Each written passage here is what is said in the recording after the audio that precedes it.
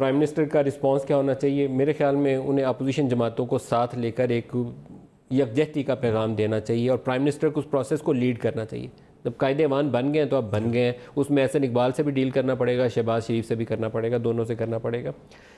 کچھ حصے تھے ہمارے ملٹری آپریشن سے ضرب عضب اور رد الفساد تھے کہ انہوں نے فوجی طریقے سے گئے, علاقے صاف کیے, بھگا دیا ان کو جو دہشت گرد تھے یا تباہی پھیلائی ہوئی تھی جنہوں نے.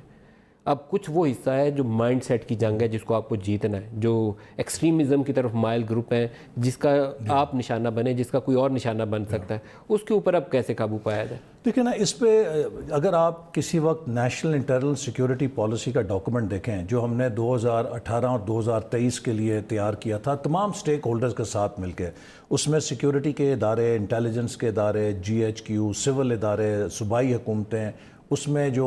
پولیٹیکل لیڈرشپ تھی, اسٹینڈنگ کمیٹیز تھیں جو انٹیریئر کی اور لا اینڈ آرڈر سے ریلیٹڈ. ہماری پیش رفت اس پہ ابھی تک اچھی نہیں ہے, اس میں کچھ بھی نہیں ہے. وہ ہم چونکہ آخری وقت ہماری حکومت کا تھا جب وہ اپروو ہو گئی تھی, اور ہمیں توقع تھی کہ جو اگلی حکومت ہے اس کو ٹیک اوور کرے گی اور اس کے اوپر فل فلیجڈ عمل درآمد کرے گی. یہ جو باتیں آپ کر رہے ہیں یہ اب اگلا چیلنج ہے کہ ہم نے لوگوں کے ذہن کیسے صاف کرنے ہیں, ہم نے وہ کون سی سماجی اصلاحات کرنی ہے, وہ کون سی تعلیمی اصلاحات کرنی ہے, وہ کون سی نظام عدل کی اصلاحات کرنی ہے, وہ کون سی ہم نے کرمنل جسٹس سسٹم کو اسٹرینتھن کر کے اس کا سیف گارڈ کرنا ہے.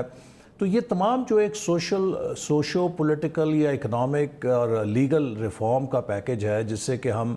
ان تمام چیزوں کو روک سکتے ہیں اور ایک صحت مند معاشرے کی طرف جا سکتے ہیں, یہ اس کے اندر موجود ہے. اور میں کہوں گا حکومت کو پھر کہ اس نیشنل انٹرنل سیکیورٹی پالیسی کے ڈاکومنٹ کو اگر یہ منوان امپلیمنٹ کریں تو ہم اس مصیبت سے ہمیشہ کے لیے نکل سکتے ہیں.